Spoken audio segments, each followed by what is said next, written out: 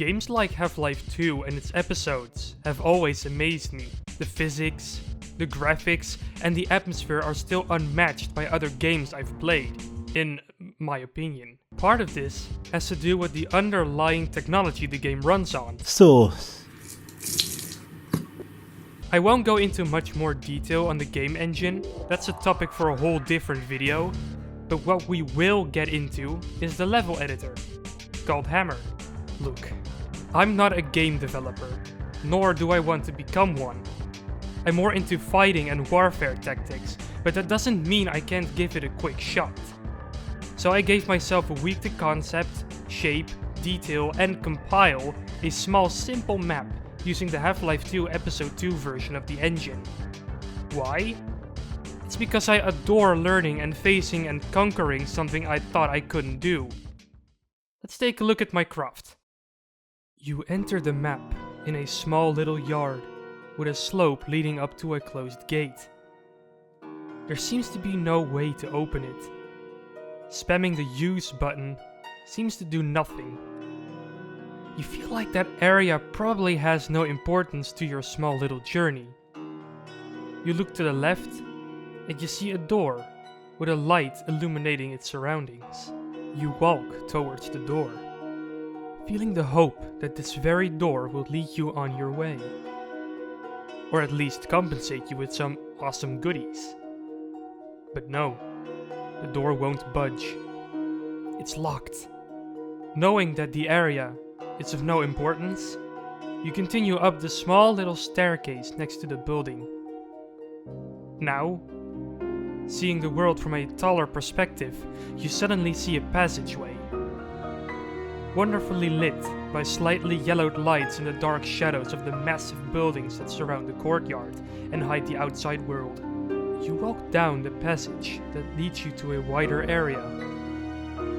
Other than the trash littering the cold and grey brick floor, there isn't much going on. You start to analyze the building in front of you. It might have been an old office building or a small factory of some kind. But something else catches your eye a lot faster than that minute little detail did. The wooden structure. It doesn't seem to belong here. You decide to walk up the structure, hoping that it wouldn't collapse under your weight. You follow wooden panels like they were a religion. One little slip, and you're out. Everything seems fine. You reach an opening that leads you on the rooftop of the factory. You feel big. Bigger than you ever felt. You figured out the correct way to make the most out of this world. You took initiative and led a journey to what presumably was the end. And now you're here. Although you feel like you've achieved something, you were still enclosed and surrounded by the tall and intimidating buildings. You look to the left. There is a building there. You walk towards the structure. There seems to be light slipping through the bottom of the door, flickering, like there was just enough power. You use the door handle. And to your surprise, the door opened. You enter the ominous room. It looks like someone has been living in this little room briefly. There's a monitor on the desk, an empty bookcase, a television that's still on, and a red couch. It's like the world is telling you to settle down after your adventure. It's telling you to live here, to spend the rest of your day with it. The world wants you to sit in that couch and be happy. Suddenly, you snap back to reality. This is not a real world. This is not a real situation. It's a digital recreation of a random factory courtyard. A digital realm where there is no end. There are no fade-outs, no credits, and that's it. That's the end.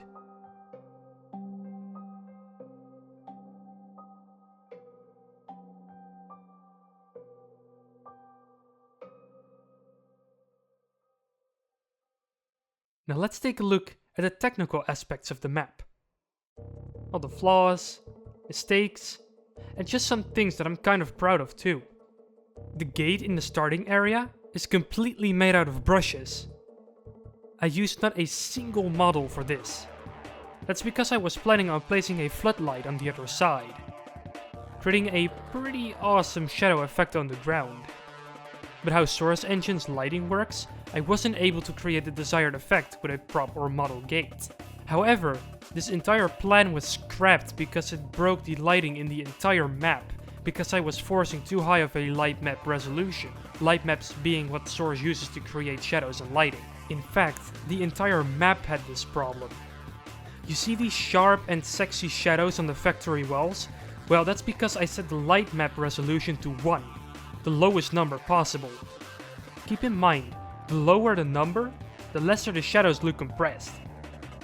As I added more brushes and geometry to the map, the more likely it was that my map wouldn't render lighting at all. I was putting too much of a strain on the engine, so I had to tone it down. Now some areas use, mostly the ones that you won't be able to get to, a light map resolution of 16, while the areas where shadow resolutions mattered the most kept their 1 values. Like at this door that's blocked off with wooden planks, which are brushes too, by the way, just want to throw that out there. The light maps look fine in most areas, however, it's still quite noticeable where I lowered the resolution. Now onto something I call foolproofing the map. This is smoothing out certain rough parts of the map. Take a look at this part over here. Do you notice I'm not able to jump over? Well, that's intentional. If you would be able to jump over, you would see this. The void. The end of the map. That's obviously not what I want, so I put a player clip here. You see? A player clip essentially is a wall that blocks the player from passing through, but in the same time, it does let objects through. Like grenades. Inside the little chamber on the roof, I did some slight foolproofing as well. I disabled the collision on the fallen chair to make sure you wouldn't be stopped by it when you enter the room. It's a simple thing, but it helps quite a lot. And now that we're here, let's take a look at the lighting. I added a flickering light that comes from the beautiful, robust, exquisite lamp that stands next to the couch. The blue light comes from the television. This version of the Source Engine does not support dynamic shadows, but I found a way to pull it off anyway, with the ENV projected texture entity. In layman's terms, that's a light source that projects a texture on any object that stands in its way, like how a projector works in real life. In its default settings, it acts like a regular light. The only thing I did was changing the color to blue instead of plain white.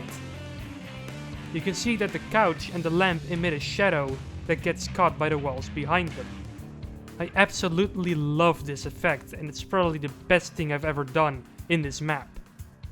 The only thing I don't like about this room though, is that the light glow doesn't flicker with the lamp itself. I just couldn't find a way to pull that off. Another thing I couldn't pull off were the cube maps. I tried following tutorials, but I think I just didn't get it or something. So the map is basically reflectionless, which sucks a little. But it's not the end of the world. Now I want to show you the displacement maps that I made for the grass.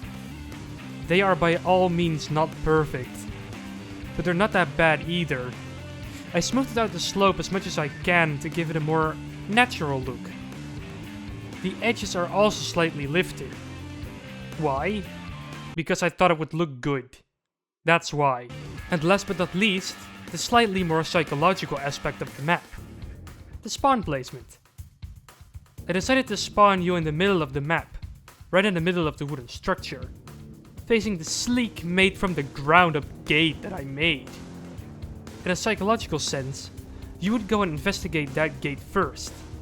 Knowing afterwards that it's locked, you look to your sides, only to see a door with a handle on it.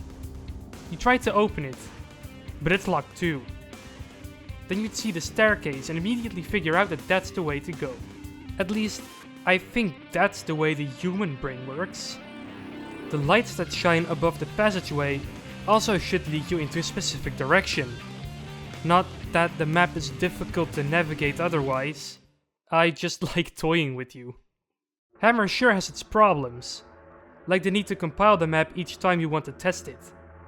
Not being able to have high resolution light maps all over the place, and the layout is quite outdated. But hey, it works. As more and more modders are jumping to engines like Unreal and Unity, I think Hammer and Source can still create some pretty nifty things. Look at Black Mesa for example. Or CSGO, which is currently getting updated maps that make them look gorgeous and colorful. So it could still be done. Anyway, this is my little test. And that's what it should stay. A test. Like I said, I'm not a game developer. This map isn't supposed to be playable by anyone else but me. But if you want it, I made it available to download in the description below for you to look at, learn, or even to just screw around with. So now that I overcame this challenge, I'm going to do something else. I don't know what, but I'll figure it out. Want to know what I'm up to next? Keep an eye on this channel. I think subscribing would be useful, but I'm not sure. I'm kinda new around here. Do as your heart desires.